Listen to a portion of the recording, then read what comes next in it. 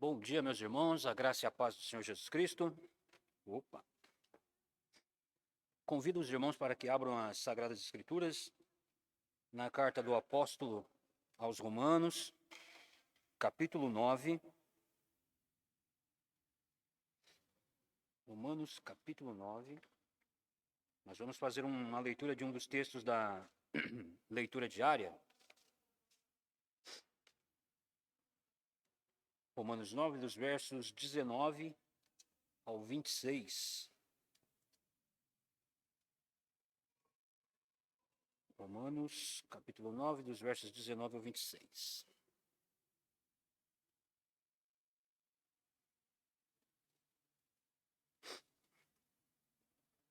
A soberania de Deus. Tu, porém, me dirás, de que se queixa ele ainda? Pois quem jamais resistiu à sua vontade? Quem és tu, ó homem, para discutir com Deus? Porventura, pode o objeto perguntar a quem o fez, por que me fizeste assim? Ou não tem o oleiro sobre a massa, não tem direito sobre a massa, para o do mesmo barro fazer um vaso para honra e outro para desonra? Que diremos, pois?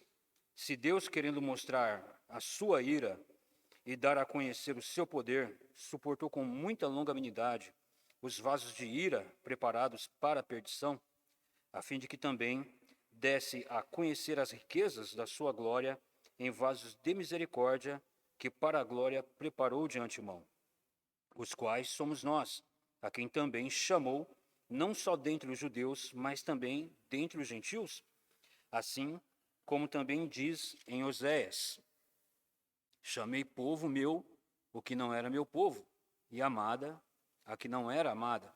E no lugar em que se lhe disse: vós não sois meu povo, ali mesmo serão chamados filhos do Deus vivo. Mas relativamente a Israel, dele clama Isaías: ainda que o número dos filhos de Israel seja como a areia do mar, o remanescente é que será salvo. Porque o Senhor cumprirá a sua palavra sobre a terra, cabalmente e em breve. Como Isaías já disse, se o Senhor dos exércitos não nos tivesse deixado descendência, ter-nos-íamos tornado como Sodoma e semelhante a Gomorra. Vamos orar, Senhor?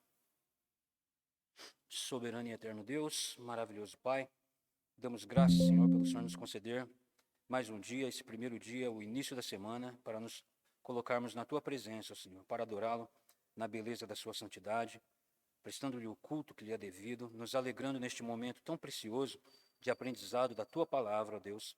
Que o Senhor nos ilumine o coração, para que nós possamos ter discernimento, compreensão e vivermos segundo a Tua palavra, ó Deus, para o louvor da Tua glória. Fortalece-nos no Espírito, molda, Senhor, os nossos caráter, reveste-nos da Tua graça e usa-nos nas Tuas mãos, ó Deus, para que o Teu nome receba todo louvor, toda honra e toda glória seja dada a Ti. Eu sou grato, Senhor, pelas vidas de cada irmão aqui presente, pelas famílias aqui representadas, pela vida das criancinhas que desceram para a sua escola, para a sua sala especial. Que o Senhor, ó Deus, use os professores para que elas também possam compreender e crescer na graça e no conhecimento do Senhor, para o louvor da sua glória. É o que nós te pedimos em nome de Jesus Cristo, nosso Senhor. Amém. Então, irmãos, nós vamos dar sequência, né, a respeito daquele que é o penúltimo ponto do acróstico da Tulip, né, que são os pontos que foram levantados pelos remonstrantes, onde eles estavam questionando as doutrinas da graça já apresentadas pela Igreja Reformada até aquele momento, né, até aquele momento. E aqui nós estamos estudando a respeito da graça irresistível. Essa é a lição 6. Essa é a lição 6, né, que trata a respeito da graça irresistível. E ela já vem logo em sequência, né, depois que nós estávamos falando a respeito da predestinação. Falamos a respeito de livre-arbítrio. Então, a graça irresistível, ela vem para coroar o que nós já vimos até agora neste momento e fechando, né, esse ponto a respeito da liberdade humana, como se dá essa liberdade humana. O homem é forçado em servir a Deus, e ainda mais com esse nome, né, graça irresistível. A ideia que se tem é de que a pessoa é pega na marra, né, e levada a servir o Senhor. Mas não é isso. Não é bem isso o que a doutrina ensina e o que a Escritura toda ensina, né? Pelo contrário, nós vimos à luz da Escritura que é por laços de amor, é por meio da graça misericordiosa de Deus que Ele nos atrai, porque nos amou, né? Apesar de nós, apesar da nossa condição falha, de pecadores, o Senhor nos amou de forma maravilhosa e é com laços de amor que Ele nos atrai a Ele. Não há violência nenhuma da parte de Deus, da parte do Espírito Santo de Deus, da obra do Espírito Santo de Deus na vida do salvo, né? E nós vimos que existe alguns pensamentos errados a respeito dessa doutrina, né? Logo no primeiro momento da lição, nós vimos que ela se divide aí em três partes, né? É a versão light da graça no catolicismo romano, né? Aonde que nós vimos a princípio aquela ideia de que Deus ele é um médico, ele está com uma colherzinha de remédio na mão, né? E a pessoa, o homem, ele é um moribundo que depende dele ou não abrir a boca para receber o remédio da salvação, ou seja, aonde que essa graça ela só funciona se o homem operar também pelo seu aval.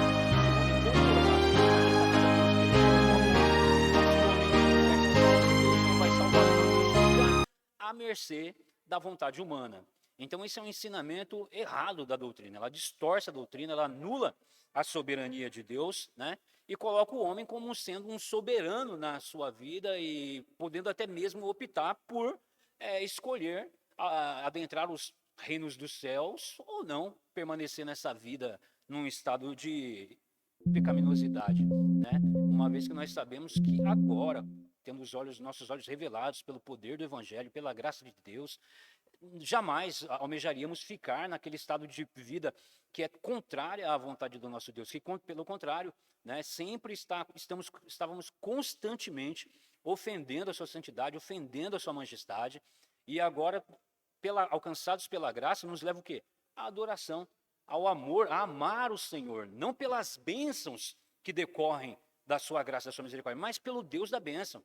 Nós amamos o Senhor, estar na sua presença, ouvir a sua palavra, grande é este privilégio que nós temos de estar na presença do Senhor, não por nenhum mérito nosso, né, mas porque o próprio Deus em amor, apesar de nós, nos reconciliou com Ele pelo sangue regenerador do seu Filho, na cruz do Calvário. Então nós vimos que existe uma versão light da graça no catolicismo romano, existe também uma versão light da graça no evangelicalismo, né, entre os meios evangélicos. Logo, isso mostra como a igreja, no decorrer dos anos, ela perdeu de vista a sã doutrina. Ela perdeu de vista a doutrina escriturística de que o homem não pode, por si mesmo, alcançar o favor imerecido de Deus. O homem não pode, é impossível. Isso demonstra o perigo que a igreja corre quando ela negligencia o estudo sistemático da palavra de Deus, o ensino sistemático das doutrinas da graça, né, que os reformadores, homens levantados pelo próprio Deus, para poderem chamarem de volta a igreja às sagradas escrituras. Não foram chamados a fazer um cisma, a rasgar e criarem denominações, não, mas chamaram a verdade que é a palavra de Deus. E isso, claro, tocou no ego de muita gente, isso feriu a muitas pessoas em vários sentidos, aonde que acabou havendo um cisma. Todos os cismas, em alguma medida, pode ter certeza, ela é a verdade sendo o homem chamado a prestar atenção na verdade, mas vai ferir o seu ego, vai ferir o seu orgulho, porque é essa a natureza do homem. Ele não aceita se submeter à verdade das Escrituras. Então é onde que a pessoa prefere montar uma nova denominação com aquele pretenso ensino que ela acredita ser correto, que ela acha, mas não é, segundo a Escritura.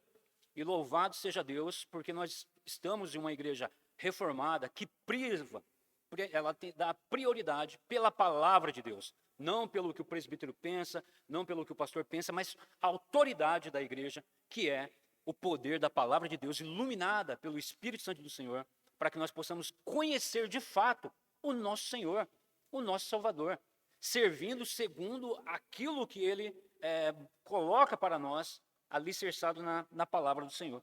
Então, até mesmo no meio evangélico, ou seja, no meio protestante, teve também uma visão light, ou seja, quando se diz light, é que não se quer ferir, às vezes, o ego da pessoa que está ouvindo a palavra do evangelho, né? Eu não posso pregar um evangelho que vai tirar a sua autonomia, o seu poder, a sua capacidade intelectual de escolha, né? Isso vai ofender as pessoas, não. Então isso começou a surgir no meio protestante também, um ensino deficiente a respeito da doutrina da graça de Deus, que é segundo as Escrituras. E isso nós vimos que foi descambar também na versão light da graça no humanismo, né? O humanismo vai pregar o quê? Autoajuda, você por si mesmo é capaz, você é capaz de vencer os seus pecados, né? Afinal de contas, não vamos nem falar em pecado, porque isso também não é legal de ficar se ouvindo, né? Você que está tendo uma vida já tão difícil, tão dolorida, tão dura, né? E chega na igreja e ainda tem que ficar ouvindo a respeito dessas coisas, condenação do inferno, não. Então vamos suavizar mais a respeito dessa questão de graça e graça irresistível, né? Um nome muito pesado isso aí, vamos deixar isso de lado. Então agora nós vamos entrar nesse último ponto da lição, né? Que é o segundo ponto, que vai tratar a respeito da questão da graça em si, e nós vamos ver, à luz da Escritura, como ela se apresenta, né? A graça irresistível, é o segundo ponto. E nós vamos ver que, no ponto A, o amor é atraente, mas há um porém. No ponto B, um coração novinho em folha nos é dado, e encerra-se com conclusão e aplicação. Mas nós aqui vamos ter aqui bastante referências bíblicas para que a gente possa ver à luz da Escritura do que se tratam todos estes pontos. Bem? Então, dando início aqui ao segundo ponto a respeito da graça irresistível, diz o parágrafo, né? Seguindo adiante. Verificamos que a graça salvadora não pode ser uma mera influência sobre os pecadores, a qual eles possam resistir e tornar inócua. Mas se a graça é uma ação soberana de Deus, em seu propósito de salvar os homens caídos, então devemos refletir acerca das implicações disso para a doutrina bíblica da liberdade humana. Já estudamos que Deus não nos trata como marionetes, como vimos na lição número 4. Então o amor ele é atraente, mas vamos descobrir quais são as implicações desse mas, que o título, né, nos apresenta. Se a graça tem de atuar soberanamente para que seja eficaz, para ser de fato graça irresistível, significaria isso que os eleitos são arrastados para o céu, esperneando contra a vontade, forçados a amar a Deus e a crer em seu Filho? Essa ideia contradiz frontalmente o quadro de bem-aventurança, gozo e gratidão apresentadas na palavra de Deus. Como o Diogo ele desceu com as crianças, né, para o ensino das crianças, eu gostaria de pedir para que os irmãos pudessem abrir em algum desses textos da Sagrada Escritura para que nós pudéssemos juntos meditarmos aí no que a Escritura diz a respeito desses pontos. O primeiro texto se encontra no Salmo 16, verso 11. Aí depois nós vamos ter Isaías 35, 10. Salmo 16, gente.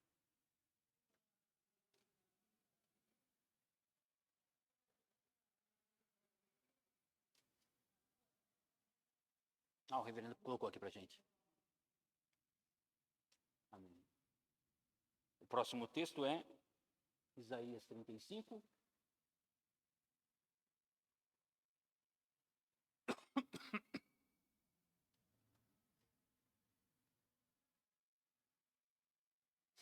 É Isaías 35, texto.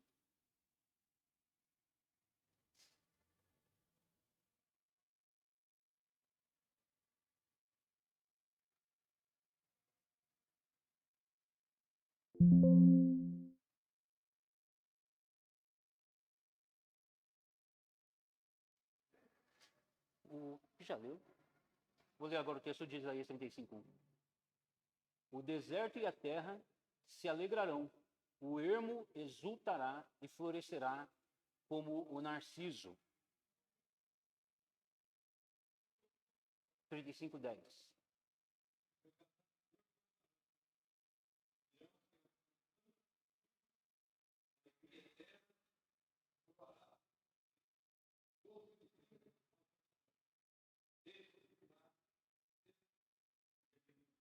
Amém. e Romanos 14, 17.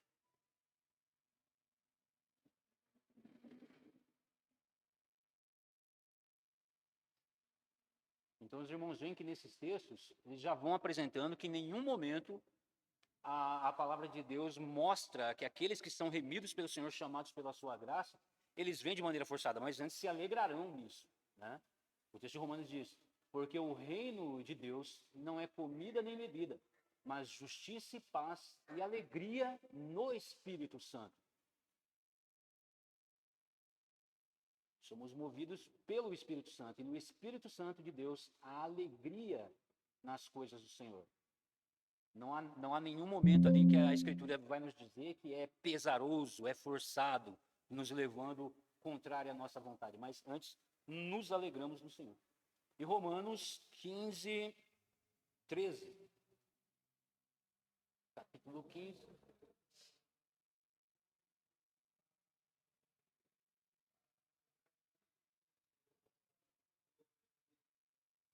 Amém. E 1 Pedro 1, 8.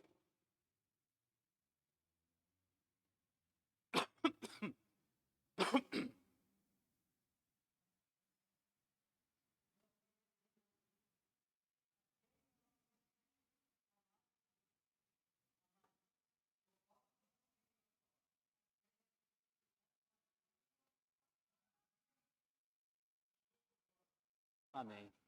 Então nós vemos que a Escritura ela já começa nos apresentando que todos aqueles que são remidos, chamados pela graça de Deus a servir ao Senhor, que têm esse privilégio, né, de terem acesso, é como Paulo vai dizer em Romanos 5, né, porque pela graça sois salvos e por essa graça nós temos agora acesso à presença do Rei da Glória. Então esse acesso na presença do Rei, fazendo aquela comparação humana, né, dos impérios, né, reverendo antigo, aonde que a pessoa, para se ter acesso na presença do rei, era um motivo de grande honra, era um motivo de alegria de poder ter esse acesso. Quanto mais nós que temos acesso agora na presença do Senhor da glória, não nos alegraremos com isso. Nós que éramos inimigos, né, eram nossos pecados que nos apartavam da presença do Senhor, né? E agora, pelo sangue de Cristo, pelo sangue da nova aliança, Ele nos reconcilia com Ele mesmo. É Deus nos reconciliando com Ele mesmo em amor, para que nós pudéssemos ter acesso no trono da majestade. Eu gosto muito do que o pregador Paul Washer, ele diz, né, que ele vai entrar na sala de um amigo, um pastor também, e ele vai entrar na sala do gabinete desse pastor e diz que quando ele abre a porta, o pastor está orando, né? Aí diz que ele para, aí ele vai se afastando, né, de costa, fecha a porta e sai.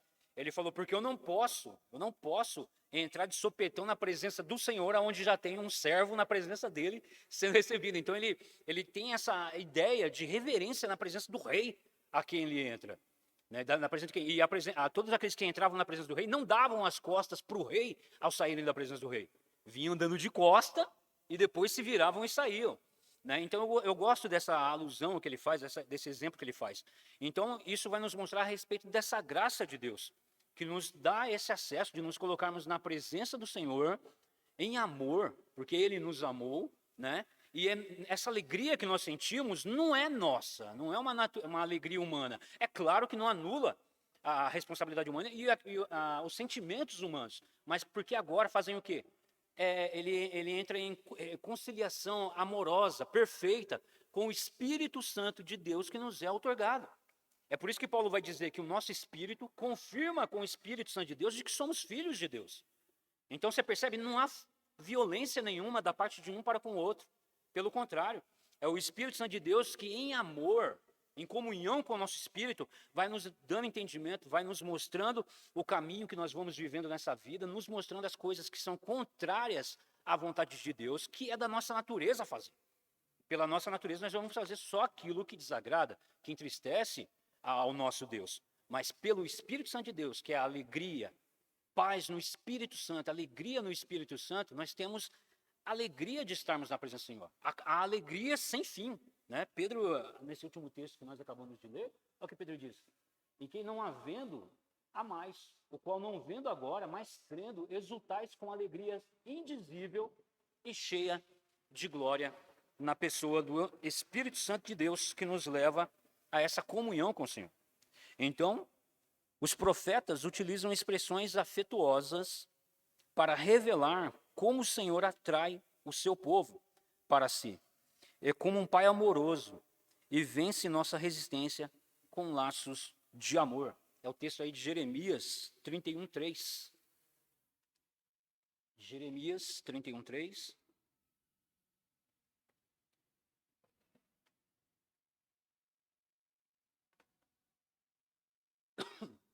Diz o texto: naquele tempo, diz o Senhor, serei o Deus de todas as tribos de Israel.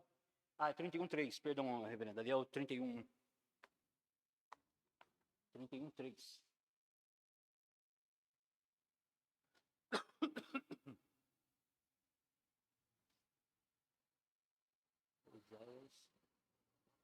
É Jeremias 31:3. Vou ler o texto de Oséias aqui, depois nós voltamos lá.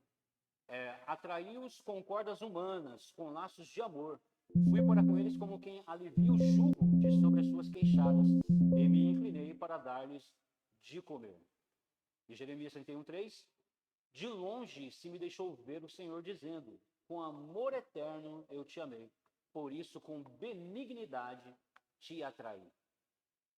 Então esse ensinamento da Escritura é maravilhoso. Ele é maravilhoso e nos leva à adoração e a buscarmos, servirmos ao Senhor com mais alegria. Não de maneira forçada, mas devido a esse amor que nos constrange. Que apesar das nossas falhas, que são constantemente, diariamente, não digo com isso que nós estamos negligenciando a vida de voltar a Deus no temor do Senhor. Mas é da nossa natureza nós olharmos. É da nossa natureza. E isso, às vezes, nos faz até mesmo pensarmos, né? Poxa, que belo cristão eu sou. Das minhas atitudes que, às vezes, vira e mexe, a gente está se esbarrando com elas, né? E essas palavras nos confortam. Essas palavras nos confortam porque foi em amor, não por nenhum mérito nosso, né, que o Senhor nos concede esta graça, este dom maravilhoso de podermos estarmos na sua presença para servirmos. A graça de Deus opera eficazmente, mas não violentamente, pois provém do seu amor. O amor de Deus é perfeito e, juntamente com suas demais perfeições, seria suficiente para atrair a admiração e despertar um maravilhamento em todas as suas criaturas. É o texto aí do Salmo, né, 27:4. Salmo 27:4, mostrando o despertamento de Deus, né? Só o discernimento disso, só o discernir isso, só o ter conhecimento a respeito desta graça tão maravilhosa, nos leva a nos maravilharmos na presença do Senhor. É o Salmo 27:4. Uma coisa peço ao Senhor e a buscarei, que eu possa morar na casa do Senhor todos os dias da minha vida, para contemplar a beleza do Senhor e meditar no seu templo. Ainda Salmo, né, 29, versos 1 e 2. Tributai ao Senhor, filhos de Deus, tributai ao Senhor glória e força. Tributai ao Senhor a glória devida ao seu nome. Adorai o Senhor na beleza da santidade. E 57, 5, 29, 1 e 2.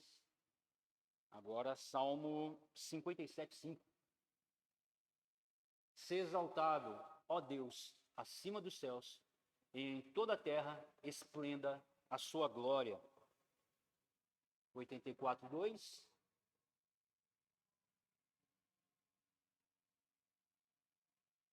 A minha alma suspira e desfalece pelos átrios do Senhor.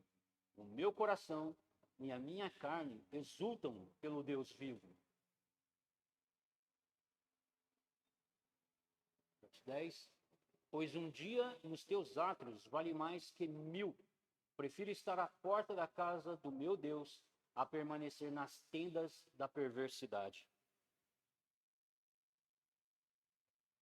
Meditarei no glorioso esplendor da tua majestade nas tuas maravilhas.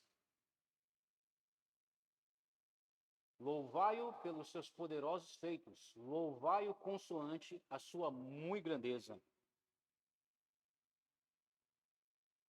Todo ser que respira, louve o Senhor. Aleluia.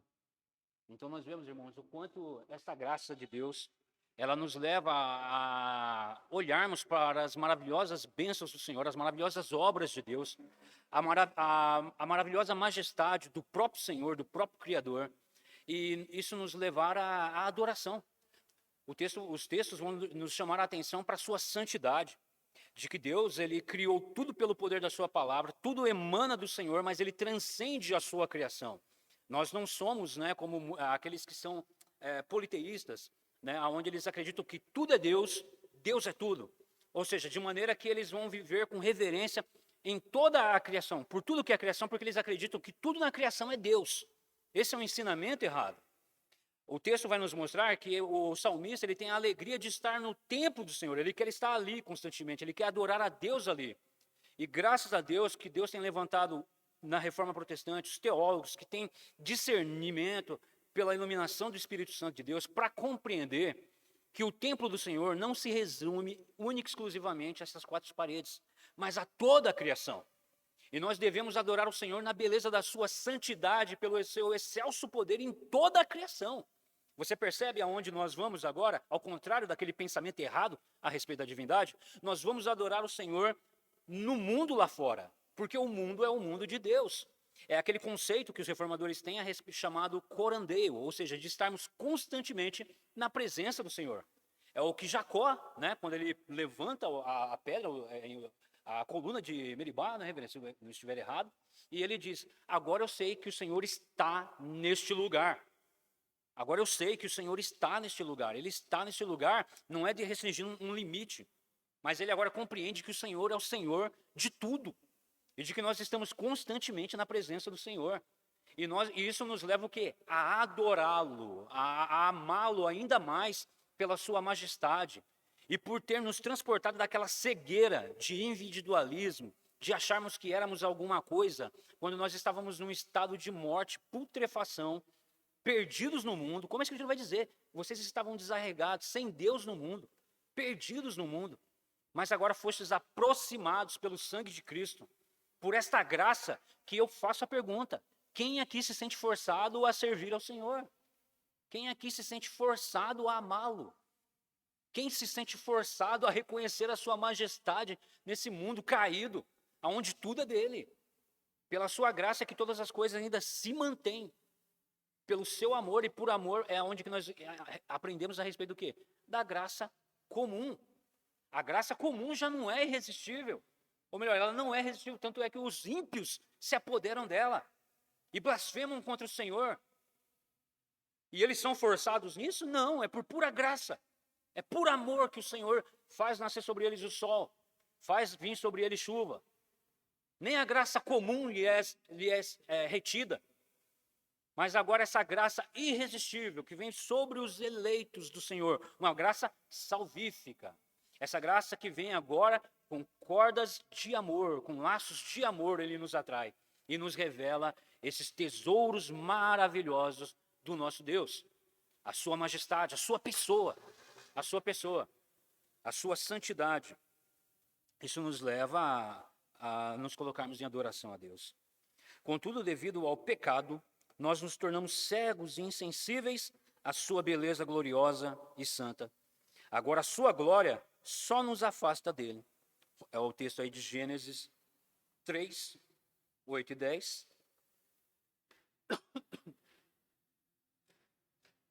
Quando ouviram a voz do Senhor, Deus, que andava no jardim pela viração do dia, esconderam-se da presença do Senhor Deus, o homem e sua mulher, por entre as árvores do jardim.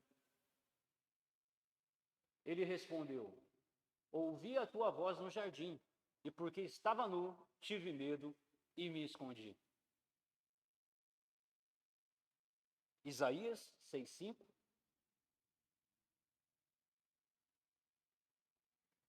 Então disse eu: ai de mim, estou perdido, porque sou homem de lábios impuros, habito no meio de um povo de impuros lábios, e os meus olhos viram o Rei, o Senhor dos Exércitos. Isaías 33:14. Os pecadores em Sião se assombraram, o tremor se apoderara dos ímpios, e eles perguntam: quem dentre nós habitará com fogo devorador? Quem dentre nós habitará com chamas eternas? Vendo isto, Simão Pedro prostrou-se aos pés de Jesus, dizendo: Senhor, retira de mim, porque sou pecador. Lucas 5:8. E agora João 3:19.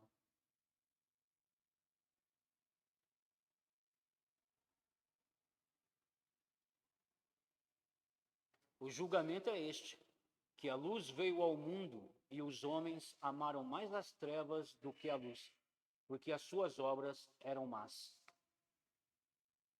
E o último texto, Romanos 3:23. Pois todos pecaram e carecem da glória de Deus. Começando por esse último texto, todos pecaram e carecem da glória de Deus.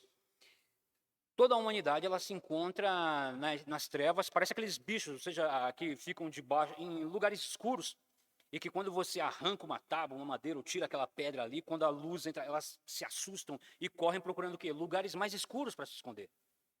Todos nós estávamos de igual maneira, nesse estado de andar em lugares ermos. O que lembra isso?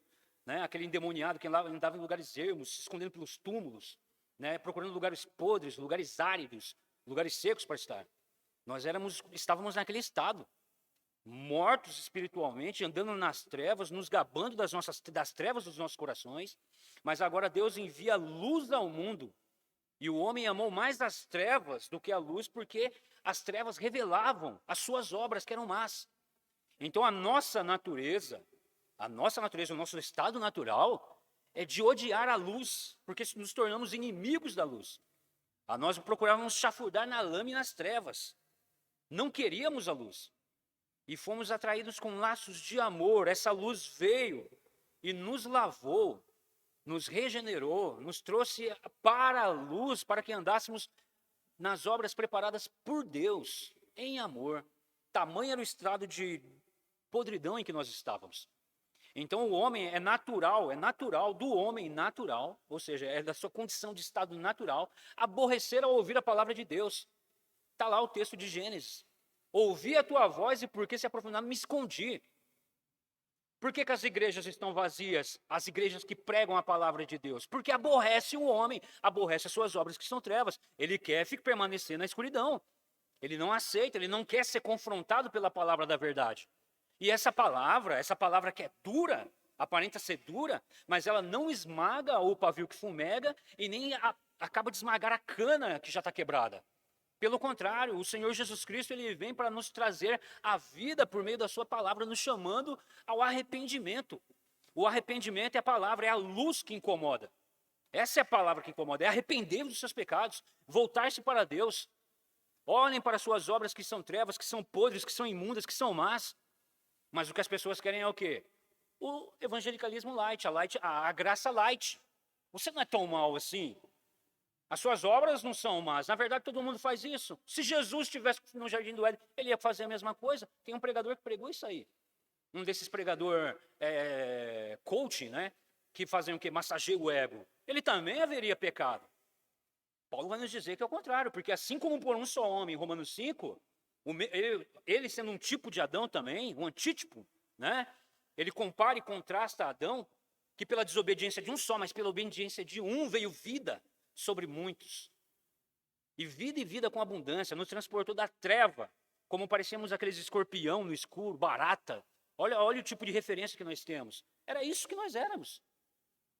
E ele nos amou, nos concede esta graça, e quem de nós se sente forçado ao ter isso?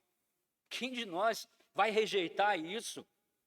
Esse privilégio, essa honra que é de ser chamado filho de Deus. Filho de Deus. E temos acesso à presença do Senhor para recebermos palavras que nos fortalecem espiritualmente, que nos luz para o nosso caminho, né? Lâmpada para os nossos pés. Amando a palavra do Senhor, se me amais, guardais a minha palavra. Meditai nela dia e noite. Ensinai aos filhos, guardai pelo caminho. Aonde nisso é forçoso? Aonde nisso há a dureza, de maneira que isso é doloroso? É doloroso para os que se encontram em trevas. Mas para nós, que recebemos este privilégio, esta graça, então é a alegria estarmos na presença do Senhor. Mas essa é a reação que a palavra de Deus causa naqueles que se encontram em trevas, né? É o que o texto diz aqui. Contudo, devido ao pecado, nós nos tornamos cegos e insensíveis à sua beleza gloriosa e santa. Agora, a sua glória só nos afasta dele. Por que as pessoas não aceitam a palavra do Evangelho? Porque incomoda, porque dói, porque fere, né, aquela atitude pecaminosa em que as pessoas estão vivendo. Então, como a graça soberana pode ser eficaz em atrair os pecadores, sem violentar a sua rebeldia e insensatez. Eles estão sendo violentados. O pregador é um insensato. Eu gosto muito daquelas frases dos reformadores, né? Eu acho que foi Spurgeon que diz, né? Se a sua pregação não levar as pessoas às lágrimas, você tem que, no mínimo, fazer com que elas te odeiem. Você tem que, no mínimo, fazer porque as pessoas te odeiem, porque você prega a verdade. E isso vai causar esses dois efeitos. Ou leva as pessoas ao arrebatamento pelo poder do Evangelho, não é a palavra do pregador. Ou vão levar as pessoas a odiarem o pregador. Como é que ele se atreve a vir agora no domingo, né, subir num púlpito e pregar uma palavra de arrependimento, que me comparar com barata e verme num buraco? Que autoridade é essa que esse homem tem?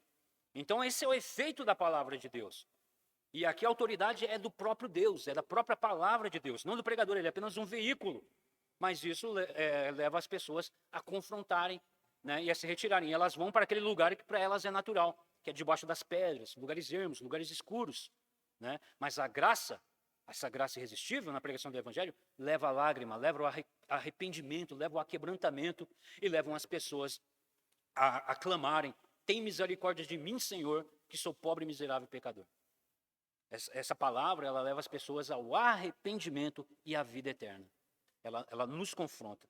Então nós vimos que no primeiro ponto, o amor de Deus, ele é atraente, mas ele também é confrontuoso. É espada, é o que Hebreus vai dizer, né? É uma espada que atravessa a alma, discernindo espírito, discernindo o corpo, as médulas. Nós estamos nus, patentes na presença do Senhor. Não podemos esconder nada da presença do Senhor. E como isso é confortador, irmãos? Né? E como isso é confortador? O salmista, ele sempre vai orar: Senhor, sonda em mim, vê se há em mim algo que não é do teu agrado e tira.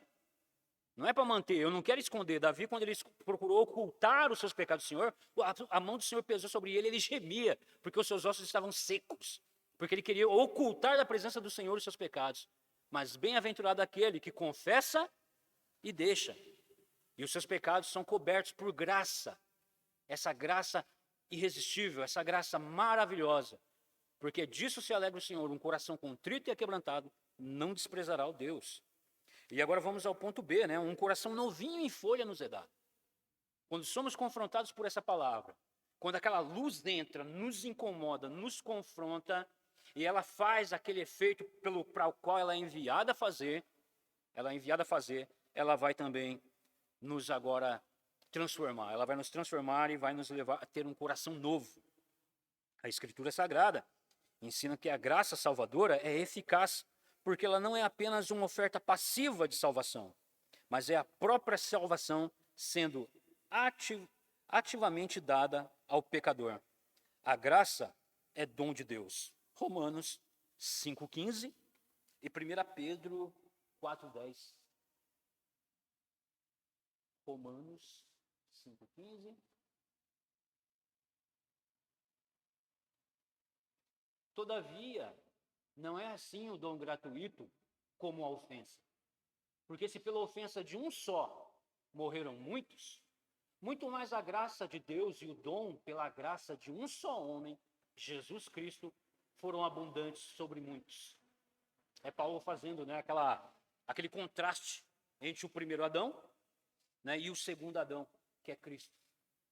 Servia uns aos outros, cada um conforme o dom que recebeu, como bons dispenseiros da multiforme graça de Deus. Então essa graça de Deus, que é um dom, ela nos transporta, ela nos regenerou, nos transportou de um reino das trevas, aonde nós éramos rixosos entre nós mesmos, maltratores uns dos outros, mas para agora também sermos servos, dispenseiros da multiforme graça de Deus, a qual é essa que ele opera no seu corpo, aonde cada membro, vai trazer, esse exemplo do corpo é maravilhoso, é perfeito, aonde cada membro age de maneira conciliada, perfeitamente, como juntas, servindo um membro ao outro para um propósito, a qual é o cabeça, é Cristo, em amor. Né? Tivemos a oportunidade de estar pregando em Efésios aqui 2 vezes, e a palavra é essa, é em amor, suportando-vos uns aos outros. O Senhor concedeu, subiu, levou cativo o cativeiro, concedeu dons aos homens para que a igreja se mantesse alicerçada na verdade, na justiça e em amor, sem o qual a gente não passa de um clubinho de gente religiosa, né, onde não houve transformação, continua todo mundo em treva, ouvindo uma palavrinha aqui que é legal, que traz assim um certo conforto, mas não houve diferença nenhuma, não há amor nenhum entre nenhum de nós aqui. Pelo contrário, essa é uma das coisas que não existe, porque não existe esse dom, que é o amor, no qual nós somos regenerados, e é nesse mesmo amor, o amor de Deus, que nos fortalece e dia a dia nos revigora para que possamos continuar na nossa caminhada. A mesma palavra grega usada para referir ao presente trazido pelos magos ao menino Jesus, é usada aqui em Mateus 11, né? Mateus 2:11, e também em Apocalipse 11:10. É a palavra dom, né? Dom, presente. É a palavra usada para que nos foi dada também, esse dom, essa graça, né? Então, Mateus 2:11, entrando na casa, viram o menino com Maria, sua mãe, prostrando-se, adoraram e, abrindo seus tesouros, entregaram-lhe suas ofertas, ouro, incenso e mirra. Em Apocalipse 11:10, os que habitam sobre a terra se alegraram por causa deles, realizaram festas e enviaram presentes uns aos outros, porquanto esses dois profetas atormentaram os que moraram sobre a terra. Aqui o destaque é na questão da palavra presente, né? Dom, ali que é utilizado. Então, que presente é esse? Que não depende da aceitação do presenteado para ser entregue. A palavra bíblica é coração, um novo coração, dado por Deus em substituição ao velho coração pecaminoso, endurecido e rebelde, conforme a promessa de Deus profetizada por Ezequiel, para o remanescente dos judeus que retornaria do exílio babilônico. Então, nós vimos a respeito do livre-arbítrio, é sempre estar fazendo essa recapitulação, de que o homem ele não tem essa liberdade espontânea dele. Pelo contrário, a sua liberdade ela é induzida, ou seja, ele tem uma agência, né, uma livre agência, ele age de acordo com as motivações, pelo condicionamento do seu coração. E uma vez que nós somos movidos pelos motivamentos do nosso coração, você já imagina qual é a nossa liberdade, né? Ou seja, não é liberdade nenhuma, porque essa liberdade é escrava, ela é serva de um coração corrupto e pecaminoso. Mas agora, alcançados por essa graça imerecida, essa graça maravilhosa, que nos leva a nos exultarmos nas maravilhas de Deus, nos exultarmos no grandioso Deus. Alcançados por essa graça, onde o Espírito Santo de Deus vem fazer morada no nosso coração, somos agora direcionados por Ele. Então, sim, essa agora é vida e vida com abundância. É uma vida direcionada para fazer a vontade de Deus. É uma vida inclinada a servir ao Senhor. E isso é maravilhoso. Isso é maravilhoso. Porque não anula a nossa vontade. Não anula a nossa vontade de jeito nenhum. Você é capaz de fazer a sua escolha. Você pode perceber que sempre tende para o lado errado. É aonde que o Espírito Santo de Deus, que confirma com os nossos espíritos que somos filhos de Deus, nos inclina a um caminho muito melhor. E esse caminho muito melhor é o que Paulo fala lá em 1 Coríntios 13. Passo-vos a ensinar a um caminho excelentemente melhor, em amor. É o amor. É o amor ao nosso Deus, é o amor que esse Deus nos doou, nos comunicou, para que nós possamos ter uma vida segundo a sua vontade. Né? Então ele nos doa um novo coração, dado por Deus em substituição ao velho coração pecaminoso, endurecido e rebelde, conforme a promessa de Deus profetizada por Ezequiel para o remanescente dos judeus que retornaria do exílio babilônico. Aí o texto de Ezequiel, onde nós vamos ver o profeta, lá no Antigo Testamento, falando a respeito desse coração que nos seria dado. Ezequiel 11, versos 19 e 20. Dar-lhe-eis um só coração, um só, presta atenção nesse um só, é um só coração, um coração que fala a mesma língua, um coração que está junto, que tem o mesmo, bate junto, tem o mesmo propósito. Dar-lhe-ei um só coração, espírito novo porei dentro deles, tirarei sua carne e coração de pedra, e lhes darei coração de carne, para que andem nos meus estatutos e guardem os meus juízos e os executem. Eles serão o meu povo e eu serei o seu Deus. Ezequiel 36, versos 26 e 27.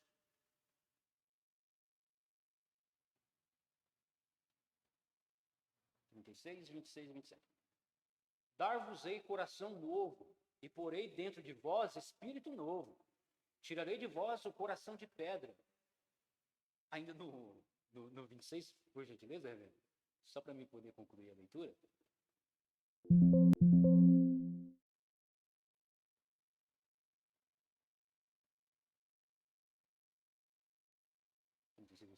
Dar-vos-ei coração novo, e porém dentro de vós espírito novo. Tirarei de vós o coração de pedra, e vos darei coração de carne. E agora o verso 27. Porei dentro de vós o meu espírito, e farei que andeis nos meus estatutos, guardeis os meus juízos, e os observeis. E Deuteronômio 36.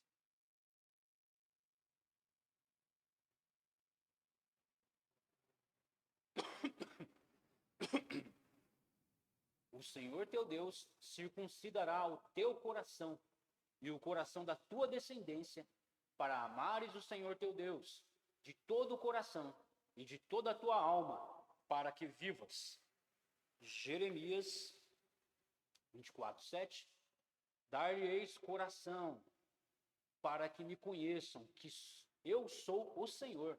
Eles serão o meu povo, eu serei o seu Deus, porque se voltarão para mim de todo o seu coração. E Jeremias 32, 39. 32, 39. Dar-lhe-ei um só coração e um só caminho, para que me temam todos os dias para o seu bem e bem de seus filhos. Então nós vemos, irmãos, no Antigo Testamento, essa profecia, Deus falando pela boca dos seus profetas, dando a profecia de que esse povo receberia um novo coração, esse povo receberia um novo espírito, e tudo isso para que nós pudéssemos andar de que maneira?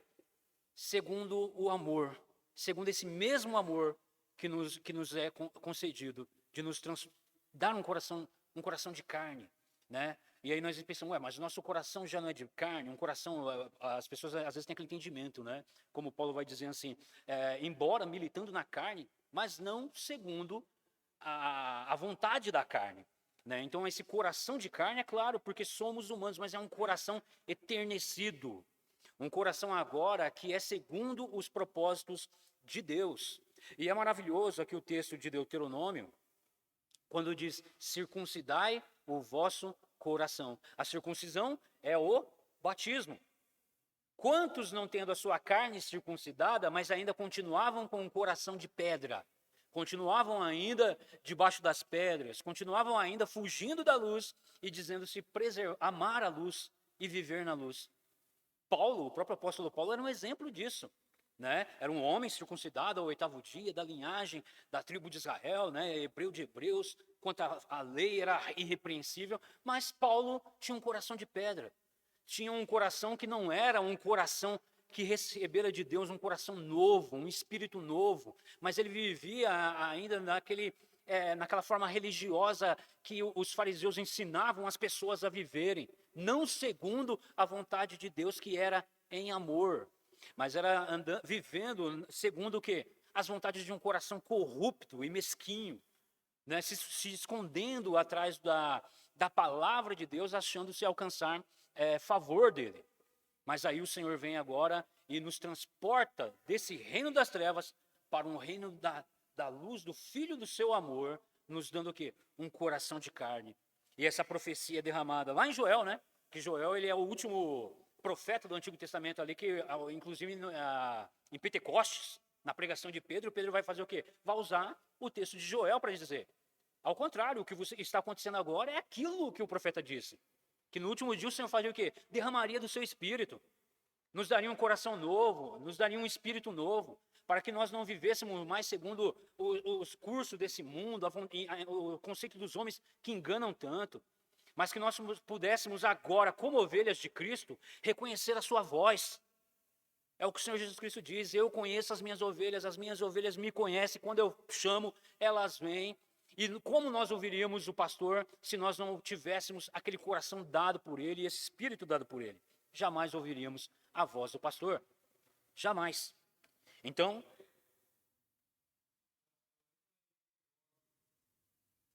o músculo.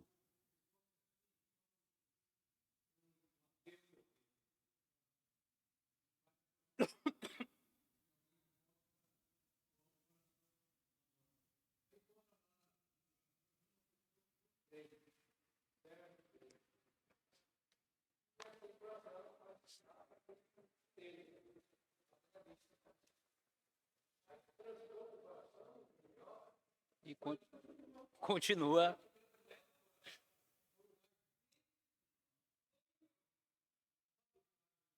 É aquela ideia, né, que move o pensamento. O, o órgão, né? E é interessante, né, essa ideia que nós temos de relacionar sentimentos nossos, né, aos órgãos, né? Paulo vai usar isso, né? Tem entranhados afetos, que diz que a sensação era essa, né, de que o centro das emoções é nas entranhas, né? Você sente espiritualmente.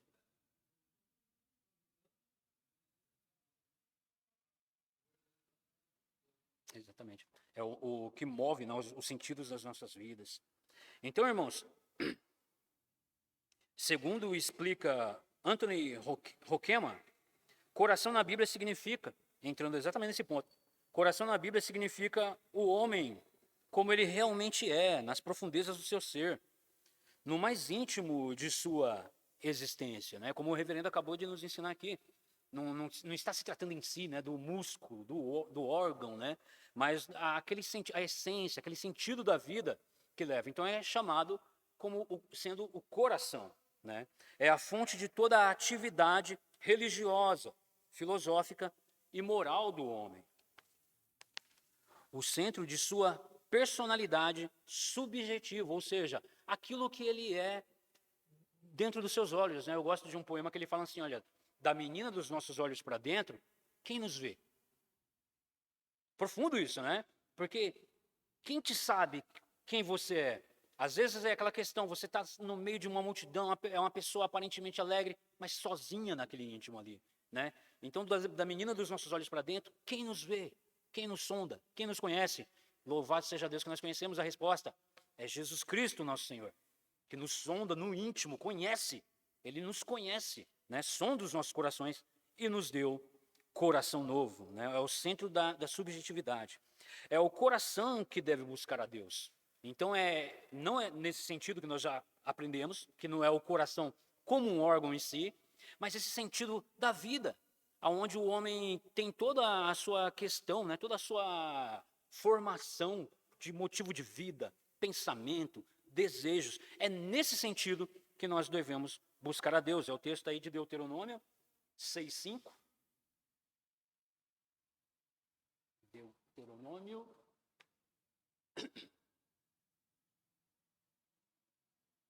Deuteronômio 6:5 e 2 Crônicas 34:31. Deuteronômio 6:5 diz: Amarás, pois, o Senhor teu Deus de todo o teu coração, de toda a tua alma e toda a tua força. E 2 Crônicas 34:31.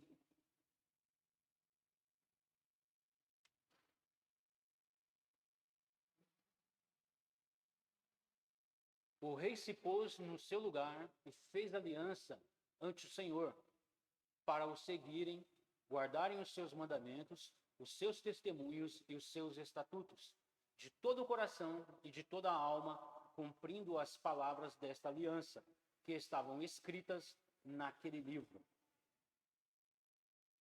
É também o coração que cedia o pecado que afasta dele. É o texto aí de Gênesis 6:5. Viu o Senhor que a maldade do homem se havia multiplicado na terra, e que era continuamente mal todo o desígnio do seu coração. Salmo 95:8. Não endureçais o coração como em Meribá, como no dia de Massá, no deserto. Jeremias 17:9. Enganoso é o coração, e mais do que todas as coisas, e desesperadamente corrupto, quem o conhecerá? E Mateus 15:19. Porque do coração procedem maus desígnios, homicídios, adultérios, prostituição, furtos, falsos testemunhos e blasfêmias. Então nós vemos que o nosso coração, nós devemos colocar na presença do Senhor, orando para que faça morada no nosso coração exatamente essas promessas de Deus. Nós devemos orar segundo as promessas do Senhor, que o nosso coração seja inundado de sede, vontade de viver a sua palavra, de meditar na sua palavra, de andarmos segundo a sua palavra, porque a Escritura é bem clara em dizer que o que é da nossa condição natural, ou seja, do nosso íntimo, as nossas vontades procedem apenas coisas que são contrárias à vontade do Senhor. Né? Gostaria de colocar aqui também o texto de Tiago, né? Que Tiago vai dizer: ninguém diga que por Deus é tentado, mas antes é tentado pelo quê? Pelas suas próprias vontades, né? Pelos próprios desejos do seu coração. Deus a ninguém tenta. Nós somos tentados pelo aquilo que o nosso coração, que é carnal, aí entra aquela condição humana, adâmica, pecaminosa, almeja. Então é nessas coisas que o nosso coração vai buscar. Então nós devemos fazer o quê? Orar segundo as promessas do Senhor. Senhor, o Senhor nas suas promessas, o Senhor nos promete um coração novo, um espírito novo. Ora, se eu tenho um coração novo, um espírito novo, logo toda a vida é nova. Lembra, a morte com Cristo, se nós morremos com Cristo, cremos que com Cristo também vivemos. Porque assim como Cristo morreu para o pecado, de uma vez por todas morreu. Assim também nós andemos agora o quê? Em novidade de vida. É claro que Paulo não está ensinando aqui que nós nos tornamos insensíveis ao pecado, porque ainda estamos numa condição ainda sujeita ao pecado. Aonde se nós dissermos que não pecarmos e não temos vontade pecaminosa, fazemos Deus mentiroso e a palavra de Deus não está em nós. Mas é por isso mesmo que nos leva a termos discernimento de quem nós somos, de quem é o Senhor e de que Ele nos oferece. É só coisa boa, é só coisa maravilhosa, para o louvor da sua glória. Então nós devemos orar ao Senhor: Senhor, põe em mim um coração novo. É o Salmo 51, né, que Davi fala. Restabelece um espírito inabalável, um coração, Senhor, segundo os seus propósitos, para que eu não peque contra o Senhor, para que eu ande segundo a sua vontade. Porque, sinceramente, irmãos, a gente passa por uns percalços na vida que às vezes você olha assim, e as vontades do nosso coração, ela vem que você sente... Já teve refluxo? É aquele arroto que você sente, aquela coisa horrível, vem na garganta assim? O velho Adão?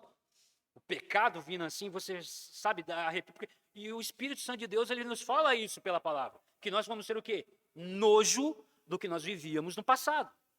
Nós vamos ter nojo daquelas coisas que nós fazíamos. E isso nos leva o quê? A dobrar o joelho e a orar. Falar: Senhor, tem misericórdia. Porque está demais. A luta do crente é essa. É a carne, o mundo e Satanás. E se nós acharmos que a gente consegue pelo nosso mérito, nós estamos perdidos. É pelo poder do Espírito Santo de Deus, na presença do Senhor, clamando a sua graça e a sua misericórdia, para que nós resistimos. Porque não é fácil, não.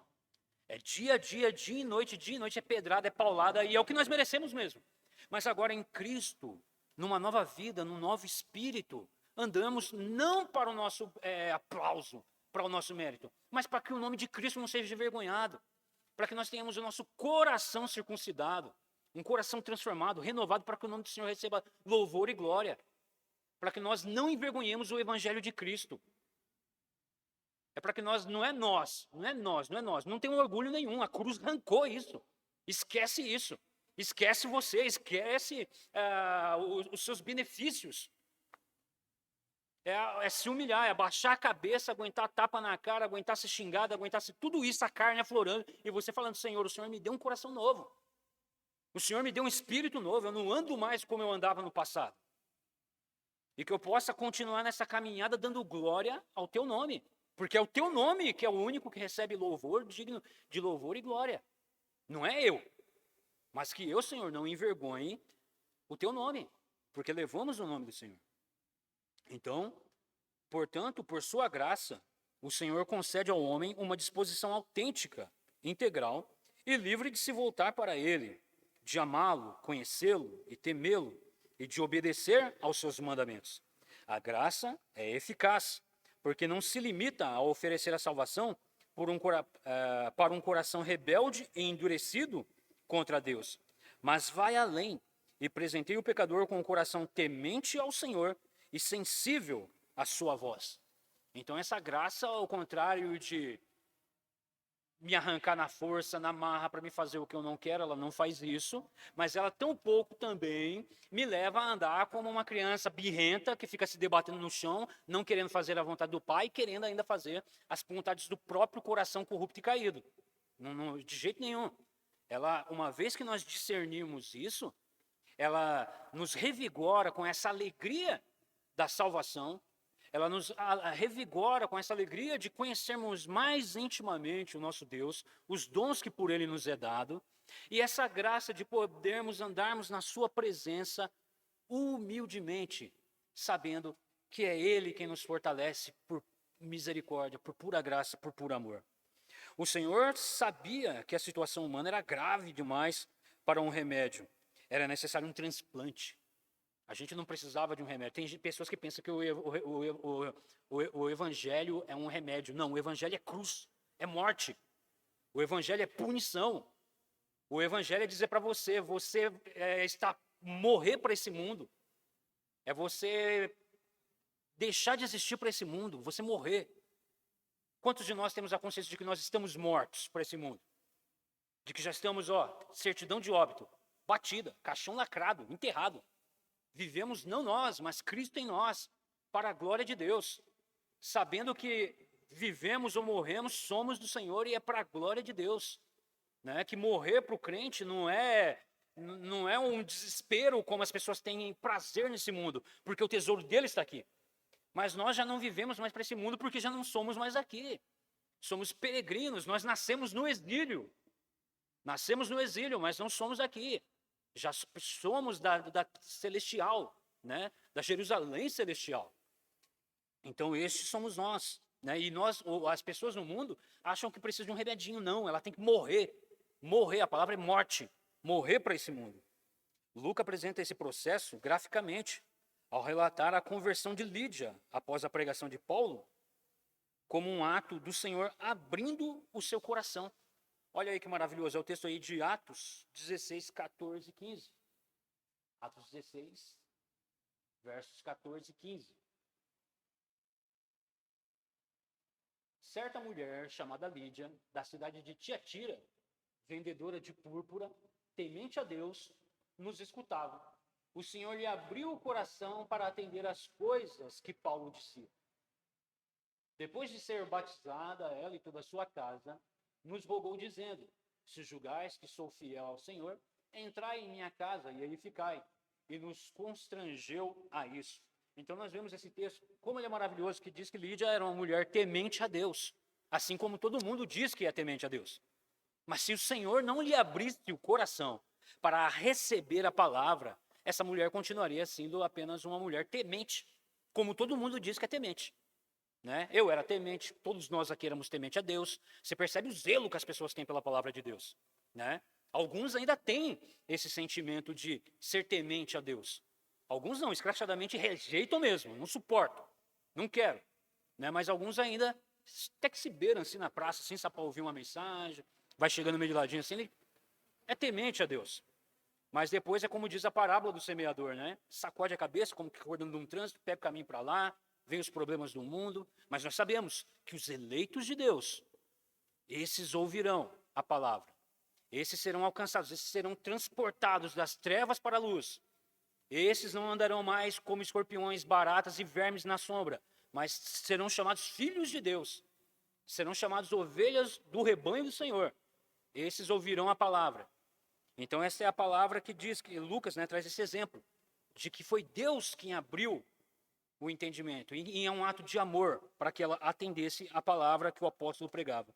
A voluntariedade de Lídia era, a voluntariedade de Lídia em crer e servir aos mensageiros do evangelho não foi fruto de uma disposição natural, não foi fruto da sua própria vontade, tampouco de uma imposição divina. Deus também não impôs isso. Deus simplesmente lhe deu um dom. Deus simplesmente lhe permitiu ter acesso aos salões do reino, acesso à presença da majestade. Um presente que a transformou numa crente em Jesus e numa serva do seu povo. Do mesmo modo, a conversão de Cornélio é descrita como Deus concedendo purificação ao seu coração após a pregação de Pedro. Atos 15, versos 8 e 9. Atos 15, versos 8 e 9. Ora, Deus que conhece os corações lhe deu testemunho, concedendo o Espírito Santo a eles, como também a nós nos concedera. E não estabeleceu distinção alguma entre nós e ele, purificando-lhes pela fé o coração. Aqui é Pedro, né, ele tendo que dar uma justificativa diante dos fariseus porque questionaram ele ter entrado na casa de um gentil e comido com eles, né? E Pedro mostrando ali, né, isso mostrando aquela divisão que ainda existia entre eles, ainda aquela casca, né, de ressentimento que tinham os judeus contra os gentios ainda existindo na época. E Pedro, pelo poder do Espírito Santo, falou não, visto que pelo poder pela fé, o coração deles, assim como o nosso, é purificado pela fé. Deus não fez questão nenhuma a respeito de coisa alguma, mas pela fé purificou os corações. Portanto, a liberdade humana, de fato, é mantida intacta, pois assim como a natureza herdada de Adão cobiça livremente o que é pecaminoso, ou seja, livremente cobiçamos aquilo que é segundo aquela vontade pecaminosa, adâmica, né? A nova natureza, gerada pela graça divina, livremente se achega a Deus. Graças a Deus por seu dom indescritível. 2 Coríntios 9,15. 2 Coríntios 9,15. Graças a Deus pelo dom inefável. Porque nenhum de nós também é forçado a buscar as coisas de Deus. Mas, pelo contrário, somos constrangidos por esse amor.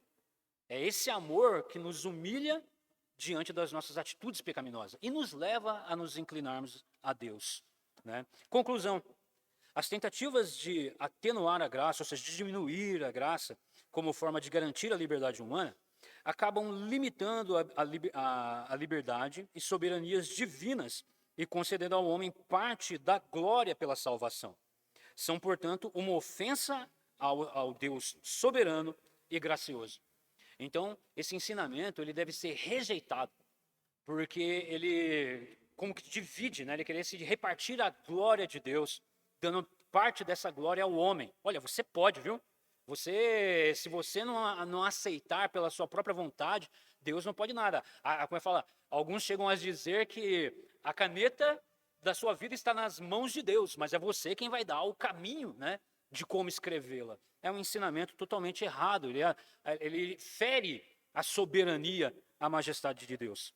A situação do homem em pecado é tão grave que de nada adiantaria mera oferta da graça salvadora aos pecadores. Porém, decidiu que sua graça nos concederia um novo coração de carne, em lugar do de pedra, que naturalmente carregamos. Essa é uma graça realmente eficaz, pois soberanamente executa a salvação que o Senhor designou aos seus eleitos.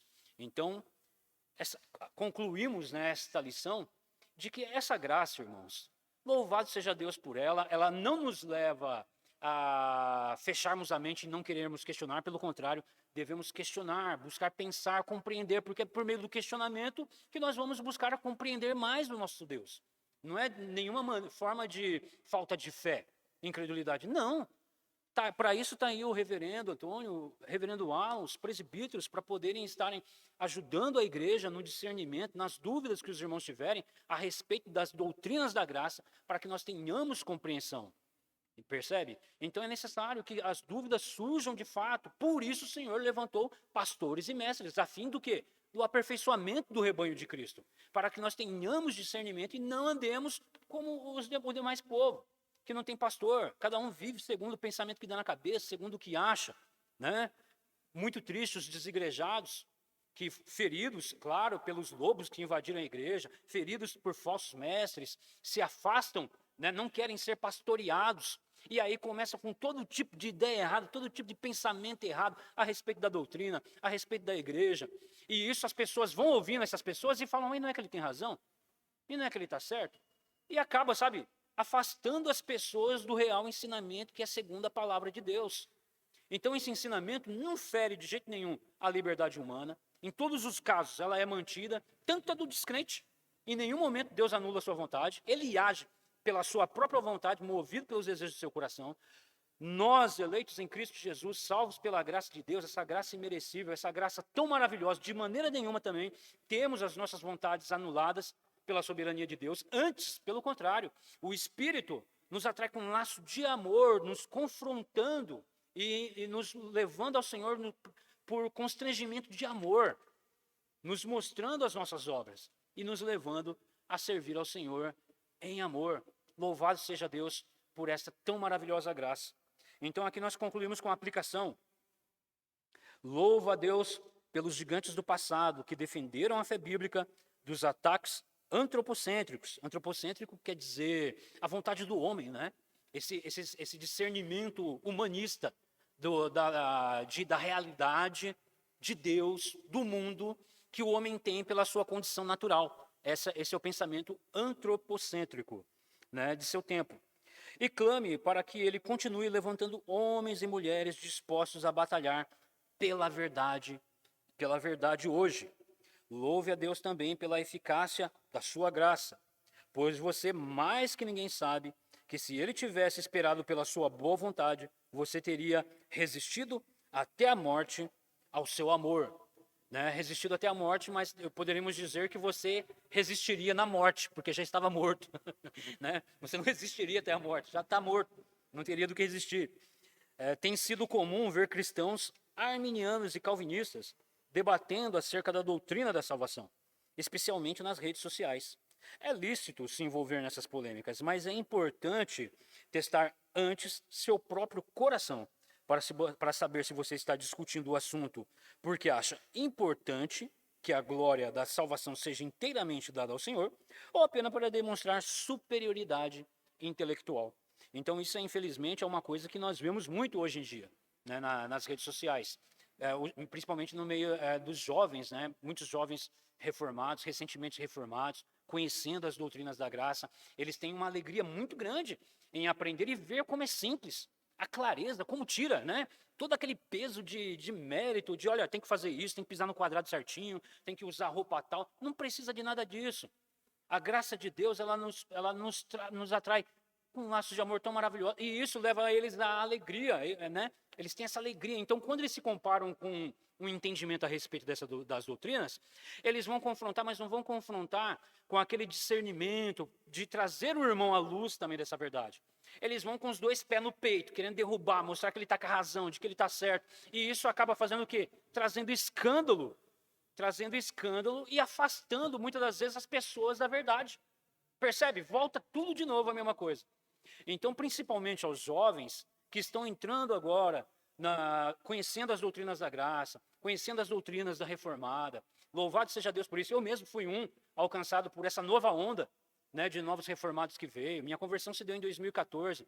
Então, logo cedo eu caí aí na mão de livros de reformadores, fui aprendendo a respeito dessas doutrinas, e eu logo cedo também percebi isso, né, essa briga no meio evangélico, de se degradar, sabe? Um querer arrancar a cabeça do outro, você não está certo. E às vezes até de entrar em palavras de baixo calão, ofendendo mesmo.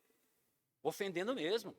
Então, assim, isso é muito triste. E aonde está o amor dessa graça? Aonde está esse amor que edifica a igreja, que alicerce, que chama? Porque como Paulo vai ensinar, né? Por que você se gloria como se não tivesse recebido? Surgiu de você esse ensinamento? Foi de você que deu essa iluminação a respeito das doutrinas? Né? Não, foi recebido. E se foi recebido, por que você está se achando? Né? Então é uma humildade. Em todo momento a palavra nos leva o quê? É graça, gente. É graça, e a graça ela nos nivela todos por igual. Nos leva a todos a tratarmos uns aos outros em amor. É claro que haverão lobos que vão vir com conversa, que aí sim, o pastor é chamado, né, para dar vamos dizer, né, pastor, um tapa na mesa e falar mais grosso. De fato.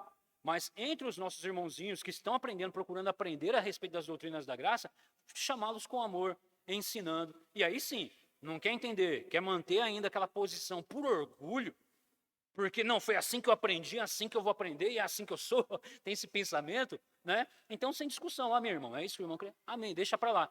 Mas que todos nós oramos a Deus, que nós tenhamos um coração aberto a sorvermos cada dia, cada vez mais, as doutrinas da graça do Senhor, que nos ilumina e nos leva a andarmos na presença do Senhor em obediência e em amor, porque em nenhum momento é mérito nosso. E louvado seja Deus por essa graça irresistível.